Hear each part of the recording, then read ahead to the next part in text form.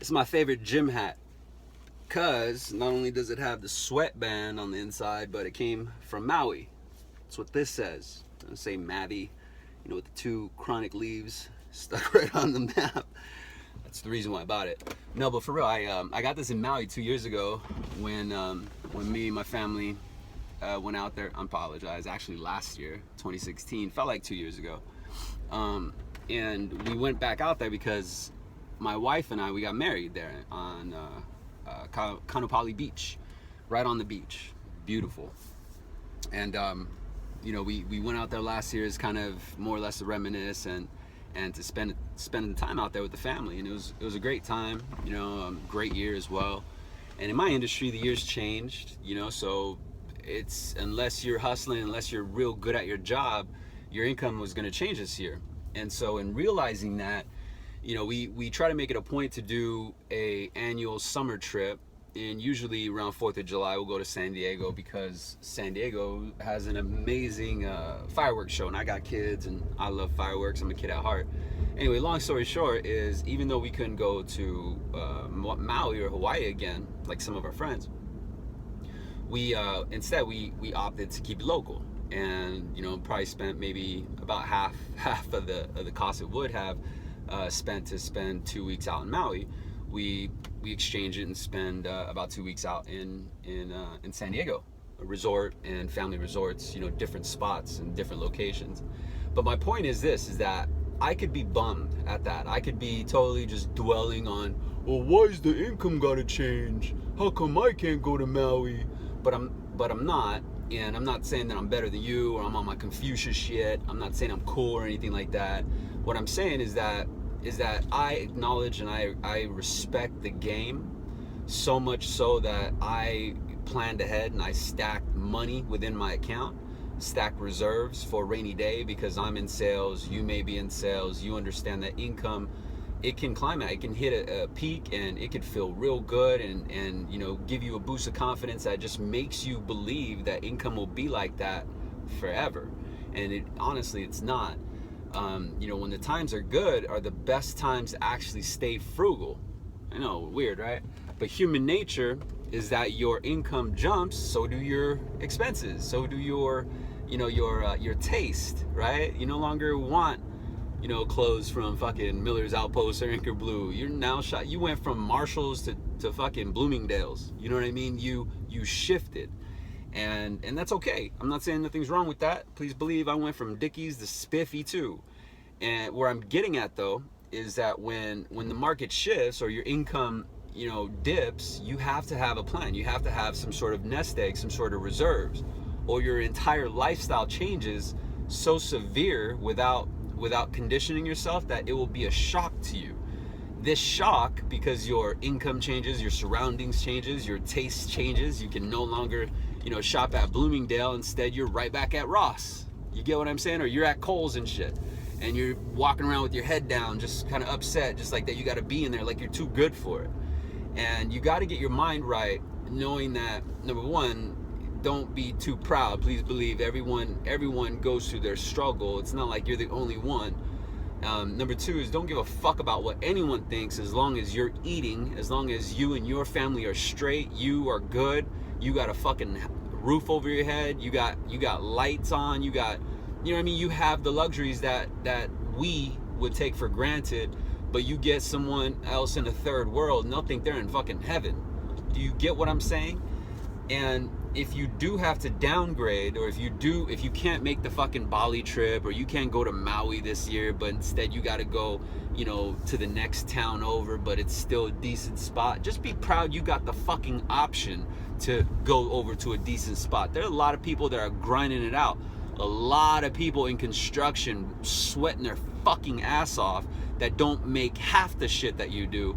You got people that are struggling as a fucking janitor, getting spit on, getting fucking treated with the absolute worst fucking attitude from anyone and everyone. No one looks at them, no one gives them the gratitude. You and I probably do, but most majority of people, they don't respect a janitor level. But these janitors are fucking decent human beings.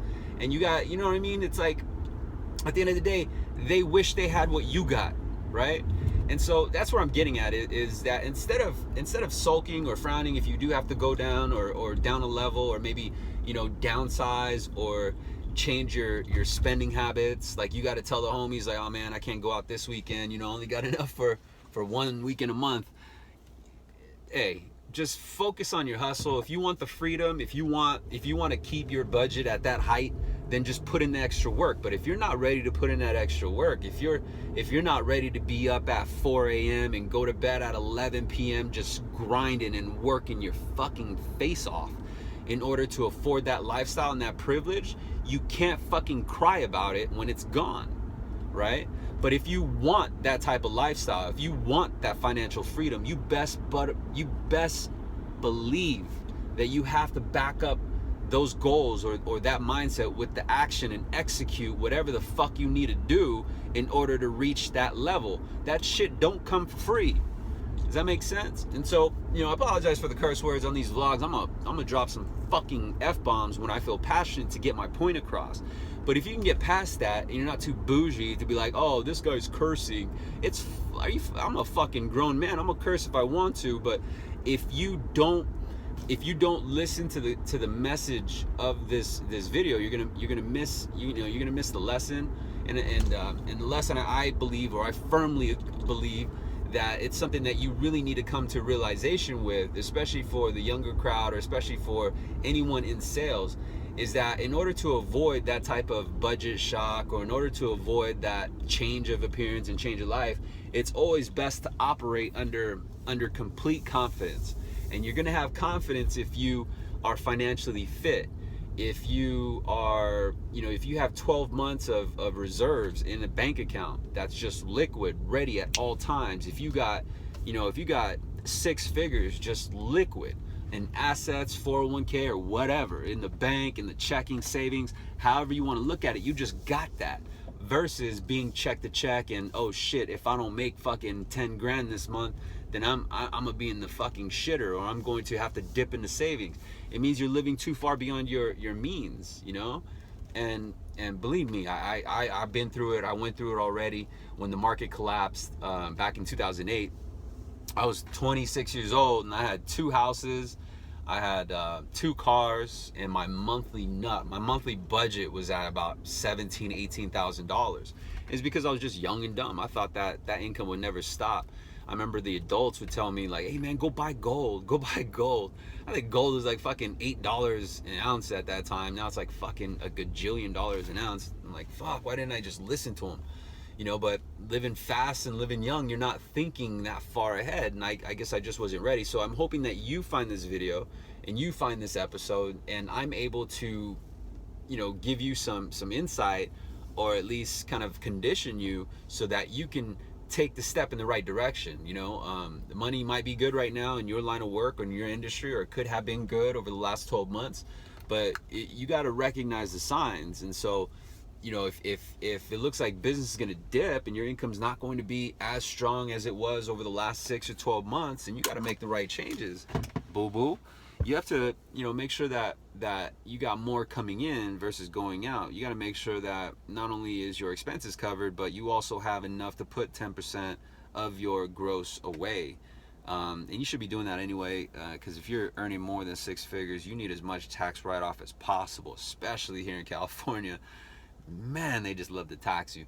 But honest the truth, I mean, I'm speaking with experience. Last year I spent $120,000 just in taxes. You know, and that's just part of the game. I'm not gonna fret, I'm not gonna complain.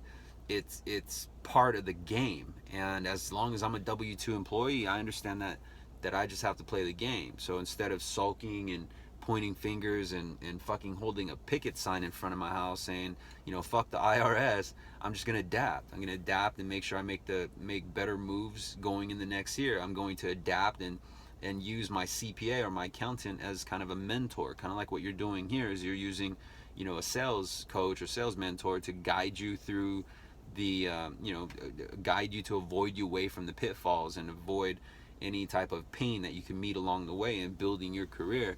And so that's one of the major pains that I see, is that sales representatives go into a panic. They start freaking out because they were always beyond their means, the market changes or their product changes or management changes or the employment changes, whatever, and then they go into shock because they you know, whatever was coming in goes right back out. And it's human nature. It's human nature to want to spend, you know, what you get, because you feel the momentum and you see your surroundings. Everyone's coming up, everyone has a brand new car, everyone just bought a house, so you feel like, you know, you too. But everyone is you too. You got to be original. You have to be kind of like the player, you know, the sideline player. Observe more than you talk.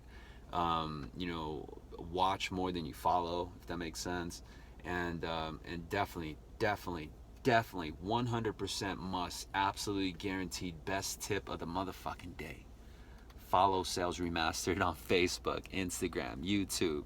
SalesRemastered.com coming out in the summertime, and I hope that this video helps. I appreciate all your support. I'm getting great comments on all the social media, and it's just firing me up. It's keeping me motivated, because the best part about it is I don't even know how to do this yet.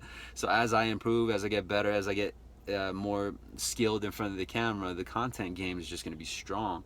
So I invite you, send me a DM, like, comment on there, and send me a message. You can email me, daniel@salesremastered.com, and let me know what topics you want me to cover. I'll be more than happy to cover it. I go to the gym damn near every day, so I got time to kill in between. Plus, I got to also upload some content to get the traction going and build the audience. So it's a win-win. I'm going to share with you over 20 years of experience that's helped me dominate sales within any industry, within any sales floor that I've joined. I'm not saying that I'm the fucking Tony Robbins of sales. I'm just saying I'm fucking good at sales. So if I can extend this support and help you, don't have too much fucking pride to email me and send me like, hey D, I'm having trouble with this. Don't be too fucking proud for that. Don't, okay? Try to take some lessons, and I hope that it does help. Genuinely, I really do appreciate your support.